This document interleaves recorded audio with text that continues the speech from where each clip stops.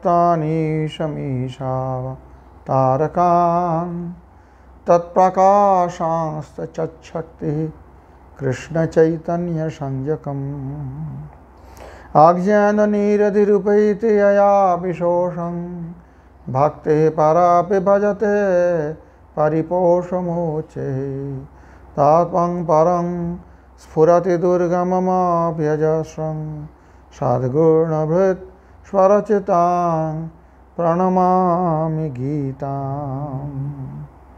अथ श्रीमद्भगवद्गीता अथ अष्टादशाध्यायः अथ 29 श्लोकः। बुद्धिर्भेदं धृतिश्चैव गुणतस्त्रिविधं शृणु। बुद्धिर्भेदं धृतिश्चैव गुणतस्त्रिविधं शृणु।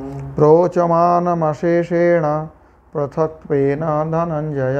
प्रोच्यमानमशेषेण पृथक्त्वेन धनञ्जय।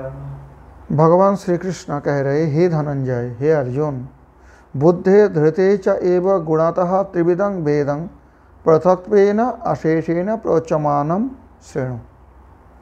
भगवान कहते हैं, देखो अर्जुन, गुण त्रय के अनुसार, तो 3 गुणों के अनुसार, सत्वगुण, रजगुण और तमगुण की जैसी प्रबलता है उसी के अनुसार बुद्धि और धृति का 3 प्रकार का भेद होता है।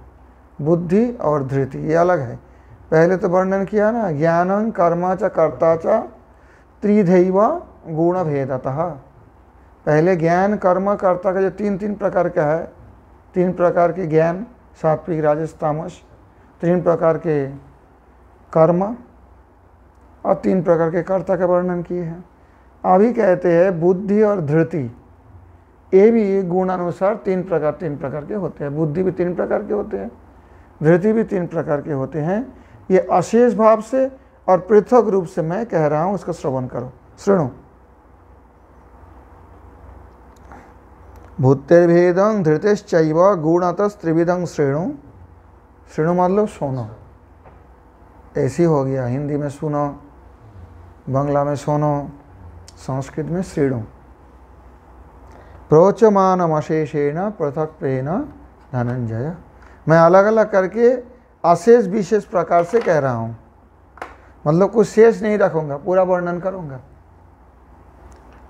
श्रील भक्तिविनोद ठाकुर जी इसी श्लोक की व्याख्यान में कहते हैं, हे धनंजय, बुद्धि और धृति का, धृति मतलब धीरज, धैर्य, ये बुद्धि और धृति का सत्व, रज और तमो गुण द्वारा जो 3 प्रकार के भेद है, वो मैं संपूर्ण रूप से वह कह रहा हूँ, तुम श्रवण करो। श्रील बलदेव विद्याभूषण प्रभु जी गीताभूषण भाष्य में कहते हैं, एवं ज्ञान ज्ञेय परिज्ञात्रीणां त्रैविध्य मुक्त्वा। ज्ञान, ज्ञेय और ज्ञाता का 3 प्रकार भेद कहने के पश्चात बुद्धि धृत्यस्तद्वक्तुं प्रतिजानीते। अब भगवान यहाँ प्रतिज्ञा कर रहे हैं, बोल रहे हैं कि मैं बुद्धि और धृति का भी इस प्रकार गुण से कैसे कैसे भेद होता है वो कहने जा रहा हूँ। बुद्धिरिति स्फुटार्थम कहते हैं, बहुत स्पष्ट है। स्फुटार्थम मतलब इसका अर्थ परिस्फुट है, ज़्यादा व्याख्यान करने की आवश्यकता नहीं है।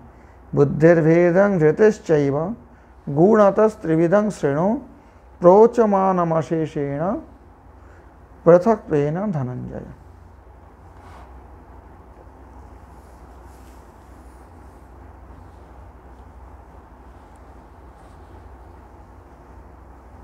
आज में रामानुज स्वामी ने कुछ ज़्यादा करके व्याख्यान किया है, बुद्धि क्या है, धृति क्या है। सुनना चाहते हो सुन लो, रामानुज स्वामी जो बोला है कोई विरोध नहीं है, एक ही बात है।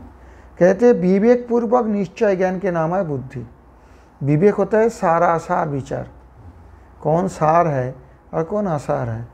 तो इस प्रकार जो विवेक है, ऐसी विचार को विवेक कहा जाता है।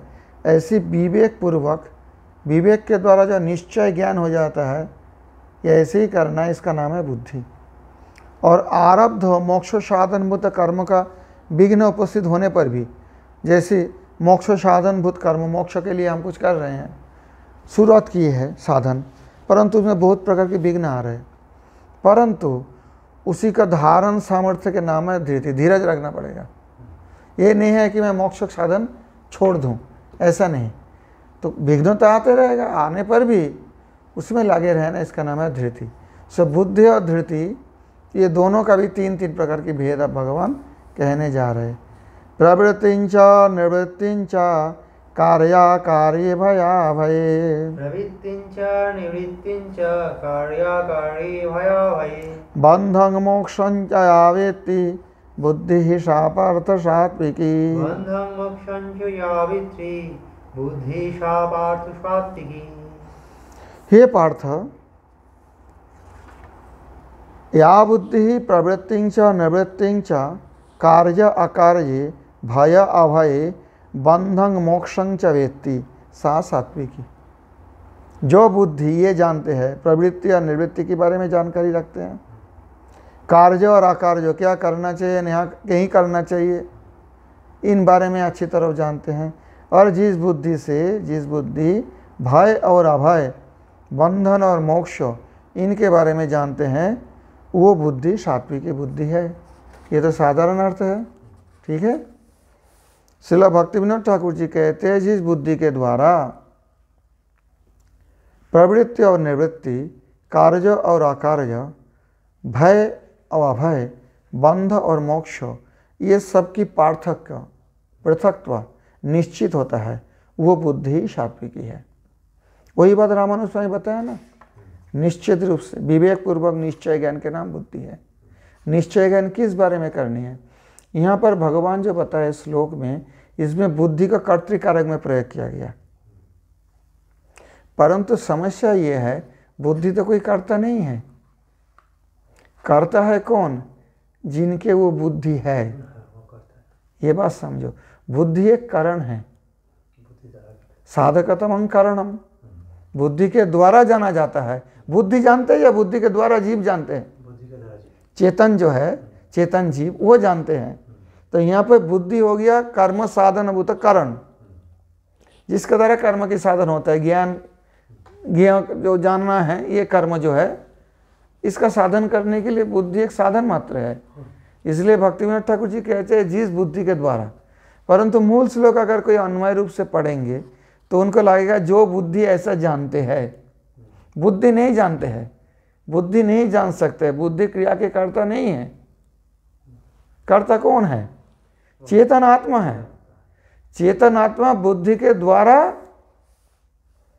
जानते हैं। क्या क्या जानते हैं? जिस बुद्धि के द्वारा प्रवृत्ति निवृत्ति, कार्य अकार्य, भय और अभय, बंध और मोक्ष, इन सब के फर्क समझ पाते हैं, वो बुद्धि ही सात्विकी बुद्धि है। तो उसका मतलब जिसके अंदर सात्विकी बुद्धि नहीं है, वो इनका पार्थक्य समझ नहीं पाएंगे। कौन सा बंधन करेंगे और कौन हमें मोक्ष देंगे, कौन मेरा कर्तव्य है और क्या करना कर्तव्य नहीं है, समझ में आई? प्रवृत्ति क्या है, निवृत्ति क्या है, भय क्या है, अभय क्या है, इन बारे में जो नहीं जानते हैं, जो बुद्धि के द्वारा नहीं जाना जा सकता है, वो बुद्धि सात्विकी नहीं है। एक पद्धति है ना न्याय में, जब ये सात्विकी बुद्धि है मतलब दूसरा जो बुद्धि है वो सात्विकी नहीं है। ये देवदत्त है मतलब बाकी जितने हैं देवदत्त नहीं है। समझ में आई बात? तभी बलदेव विद्याभूषण प्रभु जी अपने भाष्य में कहते हैं तत्र बुद्धे त्रैविध्यम आह, वहाँ पर बुद्धि का तीन प्रकार का त्रिविधता बोला जाता है, तीन प्रकार के भेद बताए जा सकते हैं, तो त्रैविध्य कहते हैं संस्कृत में। तत्र बुद्धे त्रैविध्यम आह, वहाँ पर तत्र, कहाँ पर? जहाँ भगवान ने बोले हैं कि मैं बुद्धिर्भेदं धृतिश्चैव गुणतस्त्रिविधं शृणु। भगवान बोला मैं बुद्धि और धृति का तीन प्रकार भेद गुणानुसार बताने जा रहा हूँ। वहाँ पर भगवान ने बताया। समझ में आई बात? तत्र मतलब वहाँ कहाँ? जहाँ भगवान बोले हैं कि मैं बोलने जा रहा हूँ बुद्धि और धृति का तीन प्रकार भेद श्रवण करो, वहाँ भगवान ये बोल रहा है, मतलब उसी प्रसंग में बोल रहा है। समझ में आई? तीन प्रकार था, प्रवृत्तिंच निवृत्तिंच कार्याकार्ये भया भये। प्रवृत्तिंच इति त्रिभि, तीन श्लोकों में, अर्थात 30 31 और 32 तीन श्लोकों में 3 प्रकार बुद्धि के बारे में वर्णन किया गया है। अभी 30 नंबर श्लोक में क्या कहते हैं, या प्रवृत्तिंच इति त्रिभी, त्रिभी मतलब तीनों श्लोक द्वारा बुद्धि का त्रिविधता भगवान वर्णन कर रहे हैं। या बुद्धि धर्मे प्रवृत्तिम अधर्मा निवृत्तिंच वेत्ति, जो बुद्धि ये जानते हैं कि धर्म में प्रवृत्ति हो, अधर्म से निवृत्ति हो। अब बुद्धि और मन, इसके बारे में थोड़ा व्याख्या नहीं करने से आप लोग समझ नहीं पाएंगे। देखिए पहले बात सुनो अच्छी तरह से। ये जो अंतःकरण है, अंतःकरण, करण मतलब होता है इंद्रिय, अंत मतलब अंदर का, अंतः से अंदर हुआ ना, तो अंतःकरण अंदर एक इंद्रिय है जो नहीं दिखते हैं। उनका 4 वृत्तियाँ हैं, 4 क्रियाएं हैं, फंक्शन है एक ही अंतःकरण का, मन बुद्धि चित्त अहंकार। तो उनमें मन और बुद्धि ये दोनों पहले समझो। मन होता है संकल्प विकल्पात्मक मनः, जो संकल्प विकल्प करता है उसके नाम, उससे क्या कहता है मन। अंतःकरण के वो जो अंतःकरण जो संकल्प विकल्पात्मक रहते हैं उसे मन कहते हैं। एक ही अंतःकरण है, उसे मन बोलो, बुद्धि बोलो, चित्त बोलो या अहंकार बोलो, ये अलग अलग कार्य भेद से कहा जाता है, फंक्शन। समझ में आई बात? तो संकल्प विकल्प कैसे होता है, दृष्टांत देता हूँ। जैसे कोई साड़ी खरीदने गया है कोई महिला किसी दुकान में, और दुकानदार एक के बाद एक साड़ी दिखा रहे हैं, मैंने देखा वास्तव में ये है, और कोई भी पसंद नहीं इनका। सोच रहे कि ये कलर की साड़ी हो जाए तो बढ़िया, वो देखते हैं, फिर वो सोचे इससे ये बढ़िया है, और फिर तीसरी कपड़ा दिखा रहे, तीसरी साड़ी जो दुकानदार दिखा रहा है दुकानी, तो कह रहे ये और बढ़िया है। कभी सोच रहा है कि ये लो, कभी सोच रहा है नहीं लो, और बढ़िया कोई मिल जाए इससे उत्तम, इससे अधिक सुंदर। ये मन की जो स्थिति है संकल्प विकल्प कर रही है। आप मानो कुछ समय के बाद उनके मन में एक निश्चित स्थिर निश्चय हुआ कि दुकान में जितनी साड़ी मैंने देखा और जहाँ जहाँ मिल सकता है और दुकानों में, उनसे ये साड़ी मुझे सबसे अच्छा लग रही है, तो वो ले लूँगी। ये जो अंतःकरण वृत्ति है इसका नाम है बुद्धि। समझ गई बात आप? उसके लिए बहुत कुछ की आवश्यकता है। क्यों? जो साड़ी खरीदेगी जो महिला, हो सके उनके साड़ी के बारे में धारणा है कि ये साड़ी भाव ज़्यादा ले रहे हैं लेकिन उतना बढ़िया नहीं है, इसका भाव कम है लेकिन उससे बढ़िया, बहुत कुछ दिखा जाता है इसमें। तो ये विवेक कहा जाता है सांसारिक विचार में, जो बुद्धि विवेक अर्थात सार आसार विचार, ये बुद्धि होता है। सार आसार विचार करके जो निश्चित मन किया जाता है, जो नहीं संकल्प यही ठीक है, तभी वो साड़ी खरीद लेगी। लेकिन जब तक बुद्धि प्रयोग नहीं करेगी, वो संकल्प विकल्प करते रहेगी, एक भी साड़ी नहीं खरीद पाएगी। निश्चय तो करना है ना कि मुझे ये लेना है, चाहे कितना भी विचार कर लो मन में कितना विचार कर लो कि ये साड़ी टेरिकट की है या सूती का है या सिल्क है, ये है वो है, संकल्प विकल्प करते रहो। दुकान में तो हजारों साड़ी रखे हुए हैं, हाँ हजारों साड़ी है। अब उनमें से कोई एक जो उनके मन में बुद्धि द्वारा निश्चय हो गया, तो वो जो फंक्शन है अंतःकरण, उसे बुद्धि कहा जाएगा। और चित्त किसे कहते हैं, थोड़ा आसानी से समझाता हूँ क्योंकि दर्शन की शब्द है, नहीं तो आगे जाके समझ नहीं। चित्त किसे कहते हैं, जैसे मान लो कोई व्यक्ति किसी समय, आपने भी और किसी ने भी कोई संगीत सुना है बहुत साल पहले, और बहुत साल वो संगीत सुना ही नहीं, और हो सकता है वो संगीत उसका अच्छा लगा था होगा, या अच्छी मतलब मन में प्रसन्नता लाया था वो संगीत, तो मानो 10-20 साल वो संगीत तो कभी सुना नहीं है। तो एक एकांत में बैठ के जब चिंतन करता है, उस दृष्टांत दे रहा हूँ, प्राकृतिक दृष्टांत, वो संगीत के बारे में जब चिंतन करेंगे बहुत गहराई से, तो उनको लगेगा कि मैं वो सुन रहा हूँ, परंतु कहाँ से सुन रहा है? कानों में तो कोई शब्द तो प्रवेश नहीं कर रहा है जो कानों के द्वारा श्रोत्रेंद्रिय के द्वारा सुन रहा है। श्रोत्रेंद्रिय तो सुनने की कारण है ना, ये उपकरण है, इस श्रोतेंद्रिय के द्वारा हम सुनते हैं। लेकिन वो व्यक्ति जब बड़ा ध्यान से बैठते हैं और एकांत होकर और चिंता छोड़ के उसी का ही चिंतन करते रहते, जो संगीत उसने हो सके 10-12 साल पहले अंतिम बार के लिए सुना था, उसके बाद में कभी सुना नहीं है, परंतु उसको बहुत प्यारा संगीत है और बहुत बार सुना होगा पहले, तो उसको लगेगा जैसे संगीत मैं सुन रहा हूँ और सुन भी रहा है, परंतु कानों के द्वारा नहीं, वो मन का जो अंतःकरण का जो वृत्ति उसी को रिकॉर्ड करके रखा था, संरक्षित करके रखा था, वो हर समय सामने नहीं आता है। जैसे कंप्यूटर में कुछ डेटा होता है जो अलग से रिजर्व करके रखा जाता है, चाहे तो उसको खोलो, नहीं तो ऐसे ही रहने दो, 10 साल 20 साल पड़ा रहेगा, कोई मतलब नहीं है। समझ में आई बात? वो होता है चित्त। वो जो अंतःकरण के जो वृत्ति है वो चित्त है। ये चित्त में हर चीज नहीं रहता है। जो मन में ज़्यादा असर डाला है, चाहे दुखदायी हो चाहे सुखदायी हो, ऐसे कोई घटना, ऐसे कोई विषय, इंद्रियों का विषय, चाहे कानों के लिए श्रोत्र हो, आंखें के लिए दृश्य हो, जो उनके चित्त में बहुत ज़्यादा, उनके मन में बहुत ज़्यादा असर डाला होगा, वो चित्त में संरक्षित रहते हैं। उससे कहीं कहीं सबकॉन्शियस माइंड ऐसा कहा जाता है, आधुनिक शब्दों में अवचेतन मन भी कोई कोई कहते हैं, लेकिन हमारे जो वेदांत के दर्शन के जो परिभाषा है उनमें इसे चित्त कहा जाता है। संक्षेप से ये समझ लो। समझ में आई बात? वो चित्त का चीज़ हर समय नहीं समझा जाता है, लेकिन वो चित्त में जो रहता है उस व्यक्ति का व्यक्तित्व का पर वो प्रभाव डालता है। चेतन रूप से नहीं जानता क्यों ऐसा हो रहा है। जब किसी का मानसिक प्रॉब्लम होता है तो उनको चित्त को खंगाला जाता है। पहले जो मानसिक बीमारी के जो चिकित्सक है वो पहले चित्त को खंगालेगा, चित्त के पहले देखेगा, उसको प्रश्न करके या जैसे भी हो कि कहाँ से ये इनका जो परेशानी विकार, मानसिक विकार आ रहा है, हो सके ज़्यादा सर चित्त से ही आता है ये। समझ में आई बात? और ये इस जन्म नहीं, अगले जन्म में भी जाता है। वो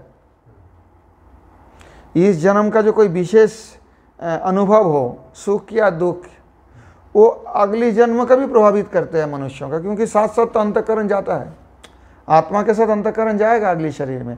हो सके हर चीज़ याद नहीं रहेगा, लेकिन इस जन्म के कुछ संस्कार उनके अगले जन्म में भी, उनके स्वभाव में, उनके चरित्र में दिखाई देगा। तो चित्त के बाद में स्पष्ट है बात। और अहंकार होता है, जो अहंकार मतलब घमंड नहीं, अहंकार मतलब मैंपन। मैं देवदत्त हूँ, यज्ञदत्त के पिता हूँ, विश्वामित्र के पुत्र हूँ, अमुक स्थान गाँव के निवासी हूँ, अमुक शहर के निवासी हूँ, अमुक देश के निवासी हूँ, मैं गोरा हूँ, ये काला हूँ, मैं पढ़े लिखे हूँ, अनपढ़ हूँ। ये जो सारे आइडेंटिटी है जो इस जन्म में किसी व्यक्ति का परिचय कहा जाता है, इस जन्म में शरीर संबंधी जितने सारे ये मन संबंधी, ये मन के जिस अंतःकरण के जिस भाग में रहते हैं, जिस वृत्ति से वो प्रकट होता है, उसका नाम है अहंकार। समझ में आई बात?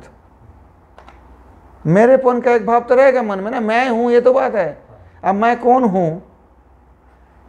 इसमें दो प्रकार अहंकार माना जाता है। पारमार्थिक अहंकार में तो मैं भगवान के दासन दास हूं, ना हम विप्रणच नरपति नापि वैश्य न शूद्र इत्यादि जो भूत शुद्धि का मंत्र हम करते हैं कि मैं ब्राह्मण नहीं हूँ, क्षत्रिय नहीं हूँ, वैश्य नहीं हूँ, शूद्र नहीं हूँ, मैं ब्रह्मचारी नहीं, मैं गृहस्थ नहीं, मैं वानप्रस्थ नहीं, मैं सन्यासी नहीं, तो मैं कौन हूँ? गोपी भर्तु पदकमलयर दास दासन दास, भगवान गोपीनाथ के चरण कमलों के दास के दास के दास हूँ। ये तो है असली भूत शुद्धि। पूजा के पहले ये भूत शुद्धि करना पड़ता। क्यों? जब तक कोई देवता नहीं बनता, देवता के पास नहीं जा सकते हैं, पूजा नहीं कर सकता है। देवता बन के देवता की पूजा होती है, मनुष्य बन के मनुष्य की सेवा करते हैं। कुत्ते की सेवा करेंगे, हमें खिलाएंगे? मनुष्य तो खिलाएंगे ना। तो ऐसी जब भगवान निर्गुण हैं, सांसारिक उपाधि से रहित है, जीव जब तक सांसारिक उपाधि सहित उनके पास जाने की, उनकी सेवा करने की प्रयास करेगा, सेवा नहीं हो पाएगा। तो जीव को भी उस प्रकार उपाधि रहित होकर, सांसारिक उपाधि रहित होकर जाना पड़ता है भगवत सेवा में। इसलिए अर्चन से पहले भूत शुद्धि नहीं करते हो। ना हम विप्रणच नरपति नापि वैश्य न शूद्र न देव देवम अर्चयत, ना देव देवम अर्चयत। देवता नहीं बन के देवता की पूजा नहीं हो सकती। इसलिए जब तक हम ये सांसारिक जो डेजिग्नेशन है, उपाधि है, इसमें आबद्ध रहते हैं, तब तक भगवत सेवा में अधिकार नहीं होता है। इसलिए भाले ये तो जाएगा नहीं इतना आसानी से, और सांसारिक व्यवहार के लिए इसकी आवश्यकता भी है। मैं कहीं, मुझे कोई पूछा को क्या नाम है, कोई पुलिस वाले ने रास्ते में पकड़ा, मैं कहूँ गोपी भट्टू पद कमल दास दास अनुदास, मैं तो पुरुष भी नहीं हूँ, स्त्री भी नहीं हूँ, मैं तो ब्रह्मचारी भी नहीं, तो मानेंगे बात? सांसारिक व्यावहारिक जगत के लिए इसका कुछ मूल्य जरूर है, परंतु परमार्थ के लिए इसका मूल्य अति तुच्छ है। तो ये जो रहता है जीव के जिस अंतःकरण की जिस वृत्ति में, जिस फंक्शन में, वृत्ति मैंने पहले बताया फंक्शन, अर्थात ये जो इलेक्ट्रिसिटी है, एक ही इलेक्ट्रिसिटी है, परंतु वही इलेक्ट्रिसिटी जब ये लैंप में लगाया जाता है, कनेक्ट किया जाता है, तो उसे क्या होता है? रोशनी देते हैं, प्रकाश देता है। वही इलेक्ट्रिसिटी, वही बिजली, वही एक ही शक्ति जब रेफ्रिजरेटर में डाला जाता है तो वहाँ क्या करती है? वो बिजली और शक्ति ठंडक देती है। वही शक्ति जब कोई वो हीटर होता है ना, उसमें डाल दिया जाता है तो क्या करता है? गर्माहट देती है। ये एक ही शक्ति का अलग अलग फंक्शन है, ऐसे एक ही अंतःकरण इनर सेंसेस का अलग अलग फंक्शन है। आप समझ में बुद्धि किसे कहते हैं? तो बुद्धि का 3 प्रकार के भेद है। जिस बुद्धि से तत्र बुद्धे सैविध्यमाह प्रवृत्तिंचैति त्रिभी, या बुद्धि धर्म प्रवृत्तिम अधर्मा निवृत्तिंच वेत्ति। वेत्ति मतलब निश्चित रूपे न, जब तक किसी के ये चित्त में, ये मन में ये बात रहे कि पता नहीं ये धर्म है कि अधर्म है, क्या कर रहा हूँ, तब तक वो मन की स्थिति में, मेंटल स्थिति में है, क्योंकि उसके मन में संकल्प विकल्प है, ये करूँ नहीं करूँ, ये करना उचित है कि नहीं है। जब तक ये विचार है तब तक ये बुद्धि का विचार नहीं है, ये मन का विचार है। और जब निश्चित हो गया वो कि मुझे ये करना चाहिए, ये नहीं करना चाहिए, तब ये बुद्धि का काम हो, निश्चयात्मिका बुद्धि। ये जो परिभाषा है इसको याद करके रखो, नहीं तो आगे पग पग पर परेशानी होगी। संकल्प विकल्पात्मक मनो निश्चयात्मिका बुद्धि अनुसंधानात्मिका चित्त। तो ऐसी मन बुद्धि चित्तों का अच्छी तरह से समझो। तो कार्य अकार्य, भय अभय, किससे बंध हो, किससे मोक्ष हो, इस बारे में जो बुद्धि जानते हैं, जो इसका पार्थक्य निश्चित करते हैं, इसका अलग अलग रूप से निश्चित कर सकता है, वो बुद्धि सात्विक की बुद्धि है। यया वेत्तीति वक्तव्ये या वेत्तीति करुणे कर्तृत्वम उपचरितम कुठारस छिन्नतीति बात, वही बात मैं बता रहा था अभी पता, बुद्धि जानती है। बुद्धि कैसे जानेगी? बुद्धि द्वारा जीव जानते हैं ना। तो यहाँ पे क्यों कर्तृ प्रयोग किया गया? भगवान ने कर्तृकारक का प्रयोग किया कि बुद्धि जानते हैं, बुद्धि जानती है, स्त्रीलिंग है बुद्धि, बुद्धि जानती है, बुद्धि करती है, बुद्धि कैसे जानेगी? तो यहाँ पर यही समाधान कर रहे, करणे कर्तृत्व उपचरितम, ये करण में कर्तृत्व भगवान के तरह उपचरित आरोपित हुआ है, वास्तव में कुठारस छिन्नतीतिवत, ऐसे कहा जाए कुड़ाल ने काटा, कुड़ाली ने ये वृक्ष को काटा। अब कुड़ाली काट सकता है क्या? किसी व्यक्ति ने कुड़ाली की सहायता से, कुठार की सहारा से वृक्ष को काटा, लेकिन कहा जाता है कभी कभी कुठारस छिन्नति, कुड़ाली ने काट दिया। कुड़ाली तो नहीं काट सकते ना वृक्ष को। ऐसे ही कहते हैं बुद्धि जानती है। कर्तृत्व में करण का प्रयोग, करण में कर्तृत्व का प्रयोग उपचरित हुआ, इसको उपचरित कहा जाता है, मान लिया जाता है। उपचरित कैसे? किसी का कोई बेटा नहीं है, वो बेटा नहीं है उसको, लेकिन वो बेटा मान लेते हैं उनको, तुम बेटा जैसे हो। समझ गए बात? तो इस प्रकार यहाँ पे जो करण में कर्तृत्वम उपचरितम, यया वेत्ति इति वक्तव्य, बोलना चाहिए था यया वेत्ति, जिसके द्वारा जाना जाता है वो बुद्धि सात्विकी है। ऐसा नहीं कहकर भगवान ने कहा जो जानती है बुद्धि वो बुद्धि सात्विकी है। तो यहाँ पर कर्तृत्व करण में उपचरित हुआ है, कुठारस छिन्नति इतिवत। जैसे कुठार काट रहा है, कुठार तो नहीं काट रहा है, लेकिन कहा जाता है कुठार काट रहा है, अर्थात कुठार के द्वारा किसी व्यक्ति उस वृक्ष को या किसी डाली को या लकड़ी को कट रहा है। निष्कामं कर्म कार्यं सकामं तो अकार्यम इति कार्य अकार्ये यावेत्ति। निष्काम कर्म ही करना चाहिए, सकाम नहीं करना चाहिए, सकाम तो अकार्यम। परंतु सकाम कार्य अकार्य नहीं करना चाहिए। इस प्रकार कार्य अकार्य जो जानते हैं, अशास्त्रीय प्रवृत्तितो भयम शास्त्रीय प्रवृत्तितस्तु अभयम इति भयाभय या व्यक्ति। कहते हैं भय अभय कैसे जानते हैं? बुद्धि द्वारा। कहते हैं अशास्त्रीय शास्त्र विरोधी कर्म करूं तो भय होगा, मेरे लिए कुछ हानि नुकसान हो सकता है, और शास्त्रीय कर्म करूं तो अभय प्राप्त होंगे। इस प्रकार कार्य कार्य भया भय। समझ में आई बात? प्रवृत्तिंच निवृत्तिंच कार्य अकार्ये भये अभये बंधक मोक्षंच। बंधन संसार याथात्म्यम। बंध क्या होता है? संसार की जो यथात्मता है, जैसे संसार है ये बंधनित है, और मोक्षम तच्छेद याथात्मम, और उसको कैसे छेद किया जाता है वो मोक्ष है। संसार बंधन का कैसे छिन्न किया जाता है, संसार बंधन से कैसे मुक्ति प्राप्त किया जाता है, उसे मोक्ष कहते हैं। जो यथार्थ रूप से वो जानते हैं, संसार याथात्म भी जानते हैं और मोक्ष तच्छेद याथात्म, याथात्म यथायथ रूप से जो जानते हैं कैसे छेद किया जाता है। तो चयावेत्ति सा बुद्धि सात्विकी। तब समझ में आई बात? प्रवृत्तिंच निवृत्तिंच कार्याकार्ये भया भये बंधं मोक्षं च आवेत्ति पूर्ति बुद्धि सा पार्थ सात्विकी। सात्विकी विसर्ग नहीं है। अब एक कहते इस राजसी बुद्धि क्या है? यया धर्मम अधर्मं च कार्यं च अकार्यमेव च। यया धर्मम अधर्मं च कार्याकार्य अकार्यमेव च। कार्यं च कार्यमेव च। कार्यं च अकार्यमेव च। अयथावत् प्रजानाति बुद्धि सा पार्थ राजसी। अयथावत् प्रजानाति बुद्धि सा पार्थ राजसी। हे पार्थ, भगवान श्री कृष्ण अर्जुन से कह रहे यया, जिसके द्वारा, यहाँ पे करण का प्रयोग किया, तृतीया विभक्ति। राजसी बुद्धि में भगवान करण कारक प्रयोग किया है, करण कारक लगा के तृतीया विभक्ति प्रयोग किया, करण कारक हुआ इसको। तो यया धर्मम अधर्मं च कार्यम अकार्यम एव च अयथावत् प्रजानाति सा बुद्धि राजसी। जिस बुद्धि के द्वारा धर्म अधर्म कार्य अकार्य ये दोनों को अयथावत् असम्यक उल्टा सीधा समझते हैं।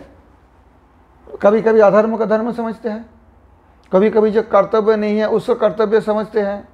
अयथावत्, यथावत् नहीं। यथावत् जानेंगे तो सात्विकी बुद्धि है, और जिस बुद्धि के द्वारा अयथावत् जानेंगे, यथावत् नहीं जानेंगे, जैसा ऐसा नहीं जानेंगे, वो बुद्धि राजसी बुद्धि है। श्रील भक्तिविनोद ठाकुर जी कहते हैं जिस बुद्धि के द्वारा धर्म और अधर्म, कार्य और अकार्य आदि के पार्थक्य पृथकत्व असम्यक रूप से स्थिरीकृत होते हैं, निश्चित रूप से स्थिरीकृत नहीं होते, गलत रूप से निर्णय किया जाता है, वो बुद्धि राजसी बुद्धि है। समझ में आई बात? एक की जगह में दूसरे समझेंगे, ठीक ठीक से नहीं समझ पाएंगे, वो बुद्धि राजसी बुद्धि है। यया धर्मम अधर्मं च कार्यं च कार्यमेव च अयथावत् प्रजानाति। श्रील बलदेव विद्याभूषण जी कहते हैं राजसिंह बुद्धि महा यया इति अयथावत् असम्यक्त्वेन, सम्यक प्रकार से नहीं जान पाते हैं। कुछ कुछ जानते हैं, कुछ कुछ उल्टा समझते हैं, पूरा पूरी उल्टा नहीं। समझ में आई बात? थोड़ा इधर उधर करके जो समझते हैं धर्म अधर्म कार्य अकार्य, वो बुद्धि, जिस बुद्धि के द्वारा ऐसी समझ आता है वो राजसी बुद्धि है। यया धर्मम अधर्मं च कार्यं च अकार्यमेव च अयथावत् प्रजानाति बुद्धि सा पार्थ राजसी। अधर्मं धर्ममिति या मन्यते तमसावृता। मन्यते तामसावृता। सर्वार्थान् विपरीतांश्च बुद्धि सा पार्थ तामसी। सर्वार्थान् विपरीतांश्च बुद्धि सा पार्थ तामसी। हे पार्थ, या बुद्धि, यहाँ पर फिर देखो कर्तिकाय का प्रयोग किया है। या बुद्धिया नहीं, या बुद्धि, या बुद्धि अधर्मं धर्ममिति, जो अधर्म को धर्म समझते हैं, जिस बुद्धि, सर्वार्थं च विपरीतान, हर विषय को विपरीत समझते हैं, मान्यते, सर्वार्थं च विपरीतान मान्यते, हर चीज को उसका विपरीत मानते हैं, सा बुद्धि तमसावृता तामसी, वो तमगुणाच्छन्न तामसी की बुद्धि कहा जाएगा। जो बुद्धि अधर्म को धर्म मानते हैं और हर विषय को उसका विपरीत धारणा करते हैं, हर चीज में अकार्य को कार्य मानते हैं। कोई कहता है नशा करना चाहिए, तो लड़का कैसे है, नशा नहीं करता है, नशा तो नहीं करना चाहिए, अकार्य है, परंतु वो मानते हैं कि वही करना चाहिए। मर्द है तो नशा करेगा, देखना किसी किसी समाज में ऐसे विचार है, ये तामसी बुद्धि है, पूरा उल्टा। एक दृष्टांत दे रहा हूं नशा के बारे में। साधारण अनपढ़ समाज में कोई कोई ऐसा बोलते हैं, तो ये सब तामसी बुद्धि का क्रिया है। श्रील भक्तिविनोद ठाकुर जी कहते हैं अधर्म के धर्म और अर्थ समुदाय के अथवा प्रयोजनों को विपरीत समझकर जो मोहावृत, मोह के द्वारा आवृत बुद्धि क्रिया करते हैं, उसे तुम तामसी बुद्धि समझना। और श्रील बालादेव विद्याभूषण प्रभु जी अपने भाष्य में कहते हैं तामसिंग बुद्धिम आह, तामसी बुद्धि के बारे में कह रहे हैं। क्या कह रहे हैं? अधर्ममिति विपरीत ग्राहिणी बुद्धि तामसी इत्यर्थ। विपरीत अर्थ को जो ग्रहण करते हैं ऐसे बुद्धि तामसी है। नशा नहीं करना चाहिए, उससे तो नुकसान होता है, स्वास्थ्य का भी नुकसान होता है, परमार्थ का भी नुकसान होता है, अर्थ का भी नुकसान होता है। नशा तो सत्यानाश करने वाले है, लेकिन वो मानते हैं ये करना चाहिए।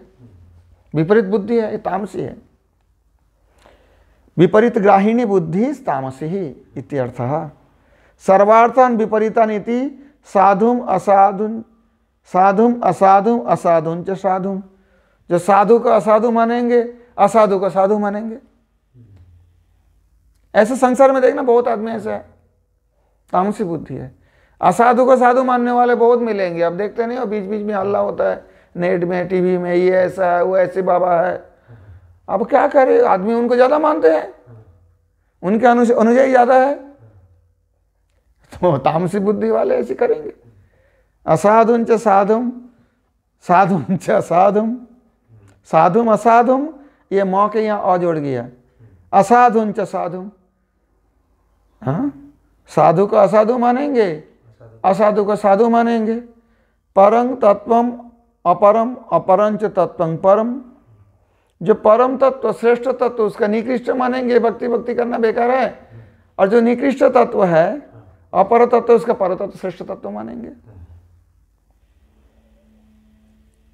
इति एवं सर्व अनर्थान, सर्वान अर्थान, सारे अर्थ प्रयोजन को विपरीतान मान्यता इत्यर्थ। हाँ, विपरीत रूप से मानते हैं, सोचते हैं, मनन करते हैं, ये बुद्धि तामसी है।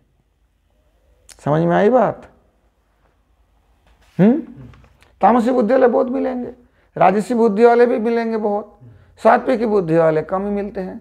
है सात्विकी बुद्धि वाले भी व्यक्ति है संसार में, राजसी बुद्धि वाले व्यक्ति भी है, तामसी बुद्धि वाले व्यक्ति भी है। वो अपने अपने ऐसी सोचते रहते हैं। अधर्मं धर्ममिति या मन्यते तमसावृता, सर्वार्थान विपरीतांश्च बुद्धि सा पार्थ तामसी। अब धृति के बारे में, बुद्धि और धृति भगवान ने प्रतिज्ञा किया, ये तीन तीन प्रकार के हैं, मैं बोलता हूं तुम श्रवण करो।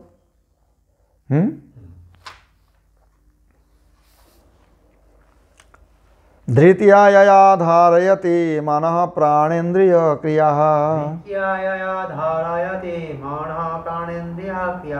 योगेन व्यभिचारिण्या धृतिः सा पार्थ सात्विकी।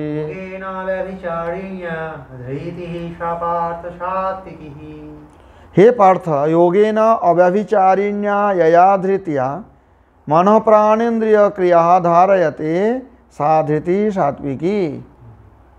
हे अर्जुन, चित्त को एकाग्र करने के लिए जो अव्यभिचारिणी, व्याभिचारिणी धृति क्या होता है? धीरज है, थोड़ा समय, फिर थोड़ा समय के लिए हट गए, फिर खींच के लाया।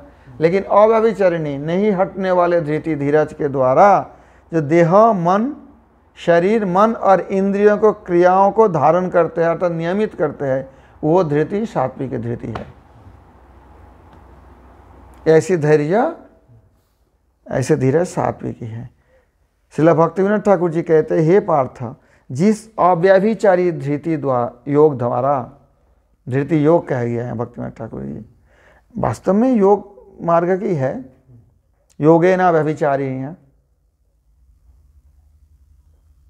योग क्या कहते हैं? योगोस चित्तवृत्ति निरोधः। पतंजलि योग सूत्र में ये योग का इस सूत्र में संगीत किया गया परिभाषा। योगोस चित्तवृत्ति निरोध, चित्त का वृत्तियों को फंक्शन को बंद करना होता है योग। चित्त किसे कहते हैं मैंने बताया ना पहले। चित्त होता है जो जिसे कहते हैं आधुनिक भाषा में सबकॉन्शियस माइंड, जिसमें सारे रिकॉर्ड रहते हैं अपने अनुभवों को। उसका फंक्शन को पहले बंद करना पड़ता, क्योंकि वो हमारे जो उपाधि है, उपाधि को वही नियंत्रण करता है ज़्यादातर, पर्सनालिटी जिसे कहते हैं।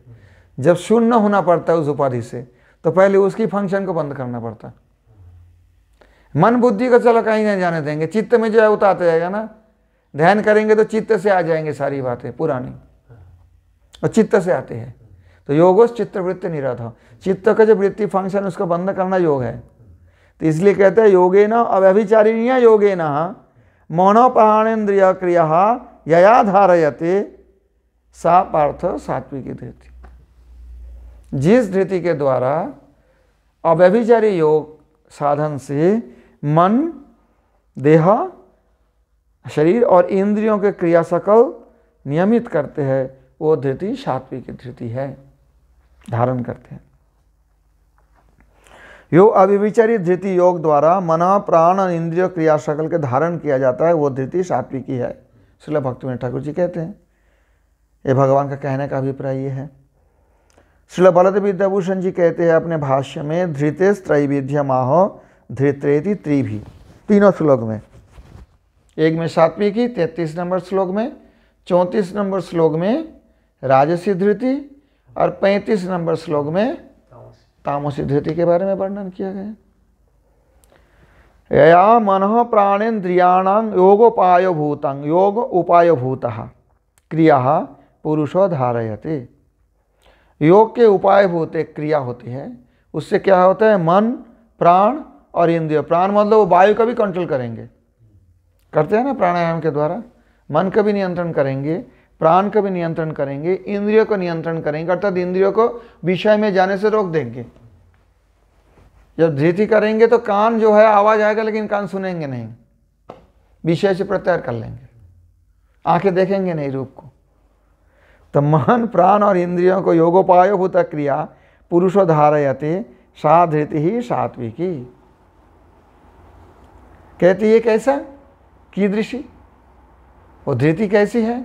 इति आह योगेना इति योगेना अव्यभिचारिण्या। योगा क्या है? परात्म चिंतनम, परमात्मा का चिंतन करना ही है योग बताया गया। समझ में आई बात? परात्म चिंतनम योगा तेन अव्यभिचारिण्या तदन्यं विषयम अगृह्यन्त्य। व्यभिचारिणी क्या होता है? परमात्मा का भी चिंतन करते हैं और विषय को भी चिंतन करते हैं, लेकिन जिस योग से सिर्फ परमात्मा का चिंतन करते हैं, उनके अलावा और किसी विषय का नहीं ग्रहण करते हैं, वो धृति जो होता है सात्विक धृति है। उसे मन प्राण इंद्रिय क्रिया को नियंत्रण करते हैं। क्यों? परात्मा चिंतन अव्यभिचारिण्या योगेन। अब समझ में आई सात्विक धृति? सिर्फ परमात्मा चिंतन में निविष्ट रहेंगे और कुछ। तो उसका मतलब क्या होता है? मन इंद्रिय शरीर तीनों को नियंत्रण कर लिया और कहीं जानते नहीं है। शरीर भी एक स्थान में बैठा रहेगा। स्थिरं सुखम आसनम, पतंजलि योग सूत्र मैं बचपन में कंठस्थ किया था 13-14 साल की अवस्था में।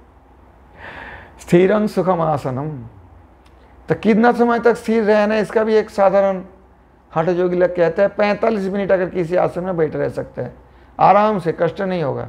पद्मासन हो या सुखासन हो तो आसन जय माना जाएगा, स्थिरं सुखम आसनम हो गया उनका, कम से कम 45 मिनट। सुखम एवं स्थिरम, हिलेंगे भी नहीं और उसमें कोई कष्ट भी नहीं होगा कि हाथ पैर दर्द कर रहा है, ऐसे नहीं। वो अभ्यास करते करते जब ऐसी आसन पे पहुंचेंगे तो आसन सिद्धि कहते हैं उसमें। कोई भी पद्मासन हो, सुखासन हो, सिद्धासन हो, कोई भी आसन है जिससे बैठ के ध्यान किया जाता है। स्थिरं सुखम आसनम, तो देह का तो कंट्रोल हो गया उससे।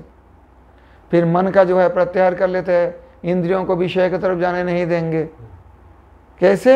योगेना अव्यभिचारिण्य योगेना, अव्यभिचारी योग अर्थात जिससे परात्मा चिंतन करेंगे और किसी विषय की चिंता मन में आने नहीं देंगे। तो वो जो धृति है वो धृति सात्विक की धृति है। समझ में आई बात?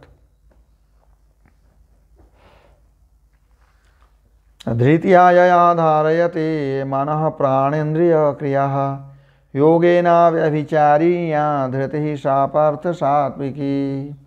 यया तु धर्म कामार्थान् धृत्या धारयते अर्जुन।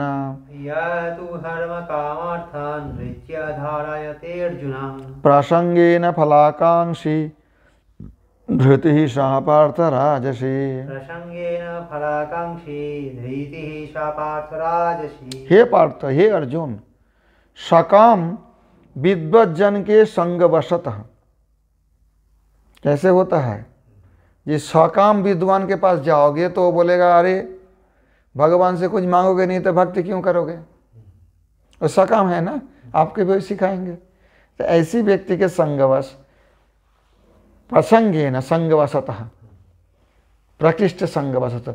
संग के मतलब ये नहीं है मैं दुकान से कोई सामान खरीदने गया, सामान खरीद के लेके उनका पैसा दिया, सामान लेके चला, ये संग नहीं हुआ।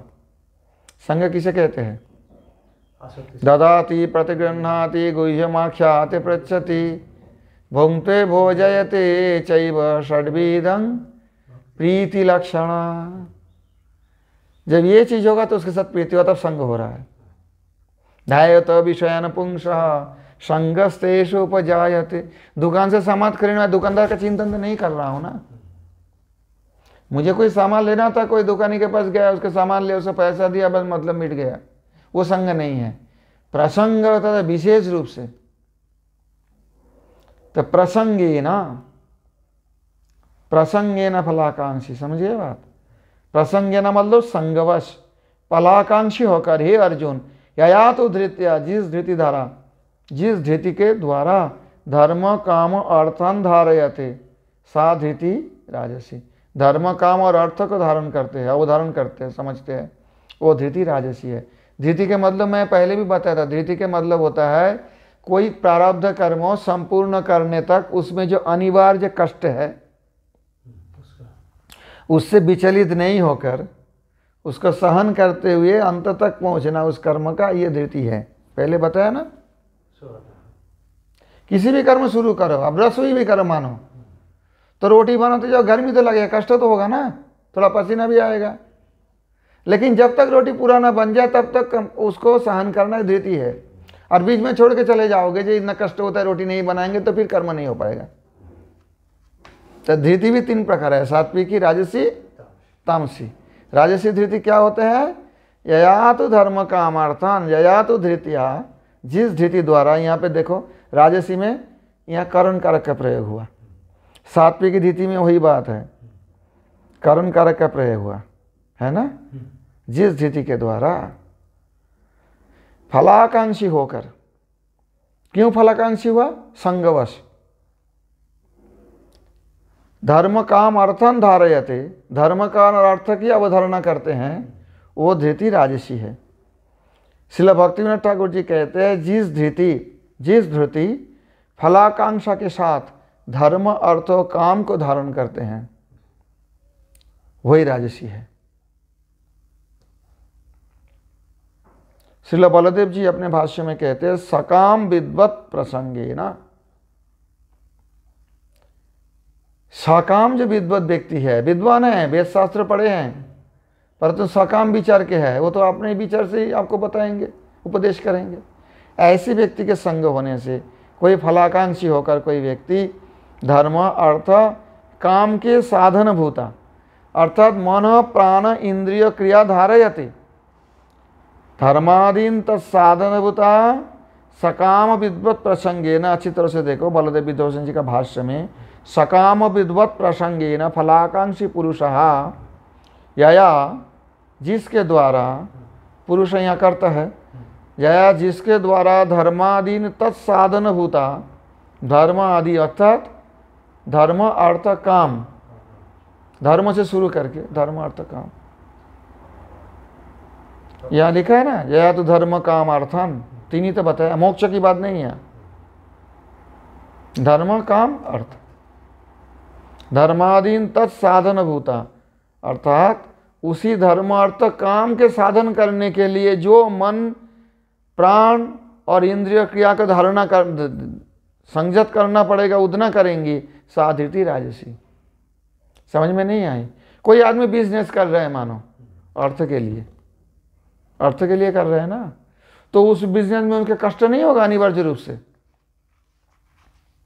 अनिवार्य रूप से कष्ट होगा तो, परंतु उसका सहन कर रहा है, क्यों?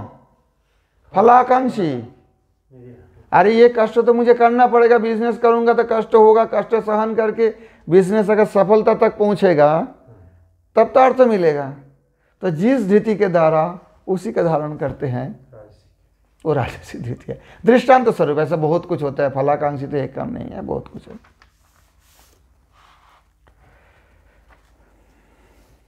परमात्मा चिंतन, हाँ, ये तो परमात्मा चिंतन करेंगे, सात्विक धृति है। योगे न व्यभिचारिण्या, अव्यभिचारिण्य योगे न या धृति। यहाँ पे क्या कहते हैं, या तो धर्म कामार्थान, तो ये तो स्पष्ट बात है, धर्म कामार्थ के लिए, मोक्ष के लिए नहीं। तो ये हो गया राजसी धृति। करते हैं आदमी संसार में, कोई भी देखो ना, बिजनेसमैन देखो, कोई बड़ा पैसा कमाए, कोई पढ़ा लिखा किया, अर्थकामी विद्या, अर्थकरी विद्या उपार्जन के लिए, उसमें भी कष्ट हुआ काफी, लेकिन वो तो कष्ट सहन करते हैं ना, वो अनिवार्य है, यह अनिवार्य कष्ट। आपको पढ़ना है तो कुछ कष्ट उठाना पड़ेगा, तो अनिवार्य कष्ट है, चाहे आपको पिताजी कितना फैसिलिटी दे दें, पढ़ना तो आपको ही है। तो उसमें शरीर मन और इंद्रिय तीनों को नियंत्रण करना पड़ेगा कुछ हद तक।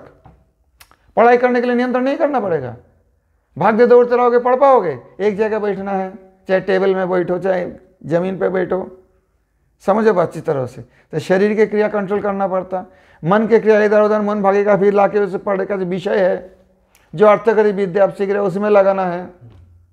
इंद्रियों को इधर उधर नहीं भागे, दृष्टि के द्वारा उसे देखना है, कान के द्वारा वही सुनना है। तो तात्पर्य ये है, जो अनिवार्य कष्ट है उसको सहन करना कार्य की सफलता तक, अंतिम तक, तो वो धृति है। तो राजसी धृति तो ये है, यया तु धर्म कामार्थान धृत्या धारयतिर्जुना प्रासंगेन फलाकांक्षी धृति सा पार्थ राजसी। यया स्वप्नं भयं शोकं विषादं मदमेव च। अया स्वप्नं भयं शोकं विषादं मदमेव च। न विमुञ्चति दुर्मेधा धृति सा तामसी मता। न विमुञ्चति दुर्मेधा धृतिः सा तामसी मता। दुर्मेधा, अब तामसी धृति किसकी होते है? दुर्मेधा, जिसका बुद्धि खराब है, अविवेकी मेधा युक्त व्यक्ति, जिनका मेधा में विवेक नहीं है। यया जिस धृति के द्वारा स्वप्नं, स्वप्न मतलब यहाँ सपना नहीं है, निद्रा, निद्रा को भी स्वाप कहा जाता है, स्वप्न कहा जाता है। स्वप्नं निद्रा, भयं भय, शोक, विषाद, विषाद होता है डिप्रेशन, शोक होता है दुख, शोक का तो कारण होता है, विषाद का कारण नहीं होता है कभी कभी। शोक और विषाद दोनों शब्द का प्रयोग किया है, क्यों? विषाद बोलूँ तो समझ नहीं, डिप्रेशन बोलो समझ जाएगा, विषन्न हुआ है, विषन्न चित्त। डिप्रेशन पुराना बीमारी है, ये नहीं कि आज हुआ, नाम अलग था। तो जिस धृति से यया दुर्मेधा, अविवेकी मेधा युक्त व्यक्ति, जिनके अंदर विवेक नहीं है बुद्धि में, मेधा में, वो व्यक्ति जिस प्रकार धृति के द्वारा स्वप्न अर्थात निद्रा, भय, शोक, विषाद, मदमेव च, मद क्या होता है? विषय भोगजनित गर्व, मैंने इतना खाया पिया, इतना पैसा कमाया, इतना विषय भोग किया, इसलिए जो गर्व करते हैं। न विमुंचति, छोड़ते नहीं हैं। सा धृति ही तामसी मता, वो धृति को तामसी धृति कहा जाता है। श्रील भक्तिविनोद ठाकुर जी कहते हैं जिस धृति स्वप्न, भय, शोक, विषाद, मद, ये 5 चीज बताया। स्वप्नं, भयं, शोकं, विषादं, मदम, अर्थात निद्रा, भय, शोक, विषाद होता है विषन्नता, डिप्रेशन बोलो, और मद, मद होता है गर्व करना, घमंड करना, मैंने विषय भोग किया। ये सबको छोड़ता नहीं है वो धृति, वो बुद्धिहीन धृति तामसी है। बुद्धिहीन धृति, दुर्मेधा। समझ में नहीं आ रही बात? हाँ, समझ नहीं है आपको, मैं बताता हूँ। बलदेव विद्याभूषण भाष्य देखो और स्पष्ट होगा, नहीं तो मैं स्पष्ट कर देंगे। यया स्वप्नादिन्न विमुंचति दुर्मेधा स्थान धारयति एवं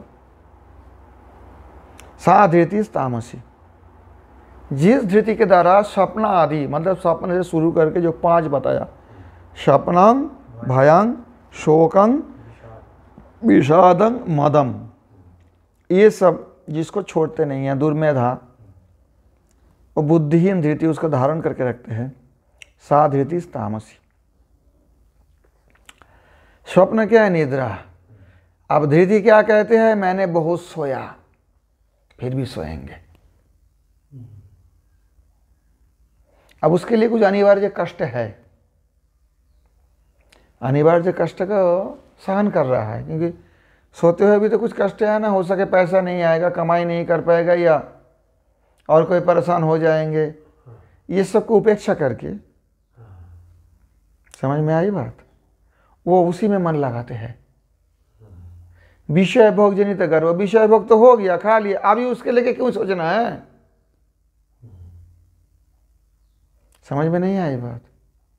विषय भोग के बाद भी और विषय भोग के लेकर ही वो धारण करके रखते हैं। स्वप्नो निद्रा मदो विषय भोगज गर्भः सपनादि शब्दैस्तद हेतुभूता विषया लक्ष्या। अर्थात स्वप्नों आदि शब्द के द्वारा उसी के हेतुभूत जो विषय है, जिस विषय से सो सकते हैं, जिस दवाई लेने से या जिस प्रकार भोजन करने से या जिस प्रकार स्थिति में ज़्यादा सो सकता है, उसी को छोड़ना नहीं चाहता है, चाहे कितना कष्ट हो, चाहे कितना नुकसान हो।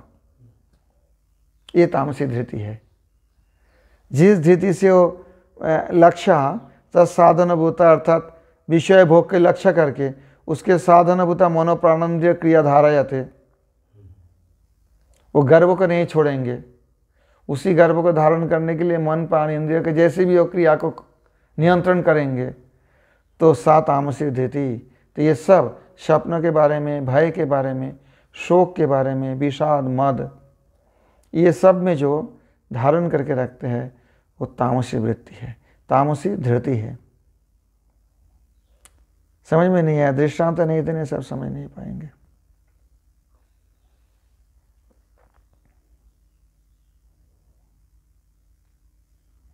अब विषाद क्या होता है एक बात बताता हूँ, डिप्रेशन एक बात समझो।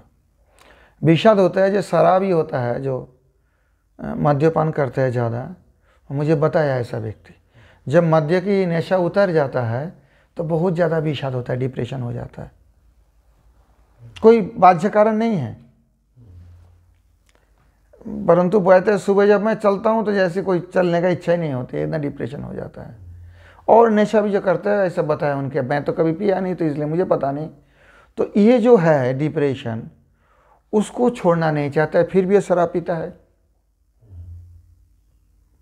क्योंकि उसके मन में एक गर्व है कि शराब पीना बढ़िया काम कर रहा हूँ मैं। बुद्धिहीन है ना, जिससे उसका नुकसान हो रहा है वही कर रहा है, और उससे विषाद हो रहा है उस धृति से, क्योंकि शराब पीने के लिए उसका पैसा कमाना पड़ता है, संसार में परेशानी होता है, हो सके घर परिवार में रोटी भी नहीं मिलता है, शराब में पैसा उड़ा देते हैं।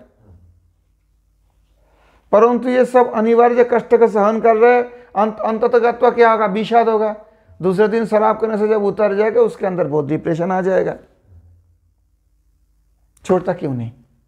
धृति है, धृति का तो छोड़ता नहीं ना। तो ये धृति तामसी धृति है। एक दृष्टांत बताया विषाद के बारे में। ऐसे हर चीज में विषय भोगजनित गर्व भी है, हर चीज में ऐसे ही होता है। वो भी एक धृति है। मन प्राण इंद्रिय क्रिया का तो नियंत्रण कर रहे हैं कुछ हद तक, वो खराब काम में लग रहा है। हाँ, खराब काम में लगा रहा है जो उनके लिए हानिकारक है, क्योंकि उसका बुद्धि तो गलत है ना, विपरीत बुद्धि है। मैंने पहले बताया ना तामसी बुद्धि क्या होता है। तो तामसी बुद्धि जैसे ऐसे तामसी धृति होगा, जो गलत चीज को अकार्य को कार्य मानते हैं। सर्वार्थन विपरीतांश बुद्धि सा पार्थ तामसी, इससे पहले तो भगवान बताया। तो जिसके ऐसे तामसी बुद्धि है वो तो उसी को ही अच्छा मानते हैं ना, और उसी विषाद के लिए वो कष्ट सहन करेंगे। डिप्रेशन होने के लिए वो शराब पिएंगे और डिप्रेशन हो जाएगा, जानते हैं सब। समझ में आई बात? न विमुंचति दुर्मेधा, उसको छोड़ नहीं सकते, दुर्मेधा है, बुद्धिहीन है। तो बुद्धिहीन धृति तामसी है। भक्तिवेदांत ठाकुर कहते हैं बुद्धिहीन धृति है ये। राजसी फिर भी तो कुछ बात है, धर्म अर्थ काम के लिए करते हैं, पुरुषार्थ के लिए। लेकिन तामसी धृति जो है वो तो बुद्धिहीन धृति है ना। राजसी धृति क्यों होता है? वो कोई व्यक्ति के संग से होता है। जो फलाकांक्षी व्यक्ति है वो समझाता है ऐसे कर्म करो, ऐसे पैसा कमाओ, ऐसे सुख भोग करो, धर्म अर्थ काम इत्यादि इत्यादि में लगे रहते हैं। परंतु ये तामसी धृति तो बुद्धिहीन धृति है ना। ना यह लग में कोई लाभ होगा, ना परलग में कोई लाभ होगा, ना मोक्ष के लिए होगा, ना कुछ होगा, और सभी को दुखी करेंगे, स्वयं दुखी बनेंगे। तो ये तामसी है। तो यया सपनादि न विमुंचति, ये तो बता दिया इसको। तो यह स्वप्न नहीं छोड़ते हैं, मतलब स्वप्न के साधन भूता, निद्रा के साधन भूता जो है उसको नहीं छोड़ते हैं। विषाद नहीं छोड़ते हैं, मतलब विषाद तो सब छोड़ना चाहते हैं, कौन डिप्रेशन चाहते हैं। परंतु विषाद जिससे बनता है, जिस साधन से विषाद बनता है, जिस साधन से डिप्रेशन बनता है, उसी साधन को धारण करके रखता है मनोप्राणेंद्रिय क्रिया को। जिस से भय बनता है, जिस उपाय से, उपाय हेतु भूता साधन भूता, जो उसी को धारण करके रखते हैं। समझ में आई बात? जिस कारण से उसके अंदर मद आता है, विषय भोग गर्व, उसी को धारण करके रखता है वो।